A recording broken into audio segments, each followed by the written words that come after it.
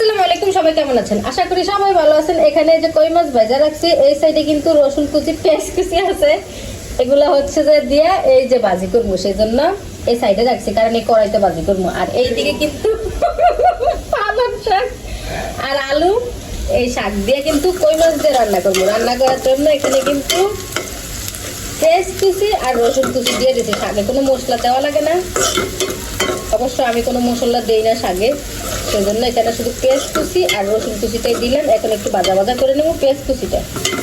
এখানে কিন্তু আমার পেঁয়াজটা রসুনটা ভাজা ভাজা হয়ে গেছে। এখন হচ্ছে যে আমি শাকগুলো দিয়ে দেবো। এখানে পানি, হলুদ গুঁড়ো, মরিচের গুঁড়ো এগুলো দিয়ে কিন্তু কষানো লাগে না, কারণ এই যে শাক, পালং শাক, এই শাকের থেকে কিন্তু অনেক পানি বেরিয়ে যায়। এই যে কড়াইতে কিন্তু আমি সবগুলো শাক দিয়ে দিচ্ছি, সাথে কিন্তু আমি একটা আলু দিচ্ছি, একটা আলু। এই শাকগুলো হচ্ছে যে আরেকটু পরে কিন্তু নরম হয়ে অনেকটা কমে যাবো, তখন কিন্তু আমি হলুদ, লবণ, মরিচের গুঁড়া তখন দিব। এখন এভাবেই রাখতেছি, একটু ঢাকনাটা দিয়ে ঢাকা দিতে হইব। তারপরে হচ্ছে যে ময়দা গেলে গিয়ে পরে হচ্ছে হলুদ, লবণ এগুলো দিব।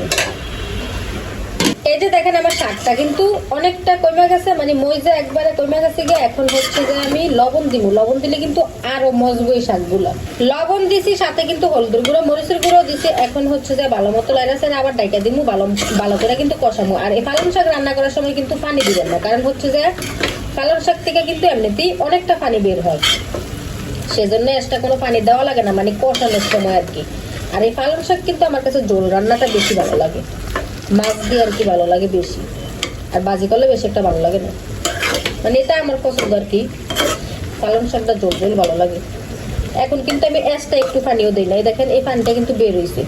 আর এই পানি দিয়ে কিন্তু আমি সুন্দর করে শাকটা কষিয়ে নেব।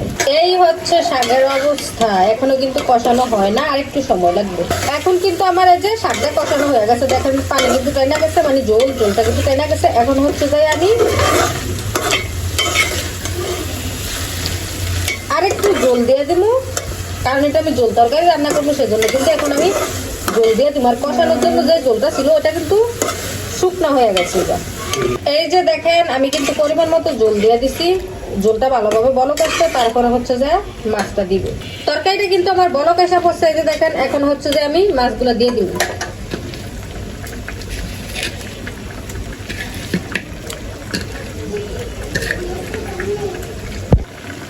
মাছগুলা দিয়ে দিছি, এখন রান্না হওয়ার অপেক্ষা। এই চুলায় বসিয়ে দিছি ভাজি। এখানে কিন্তু সিম, আলু, গাজর, ফুলকপি, মূলা এগুলো সব মিলিয়ে আর কি, পাঁচমশালি সবজি মিলিয়ে ভাজি। আর ওই যে ওইদিকে কিন্তু আমার শাকের তরকারিটা। এখন ধনিয়া পাতা দিয়ে দেবো। আর এই পালং শাক ঝোল রান্না করলে ধনিয়া পাতা দিলে কিন্তু আমার কাছে ভালো লাগে, সেজন্য কিন্তু আমি এই পালং শাকে ধনিয়া পাতা দিই।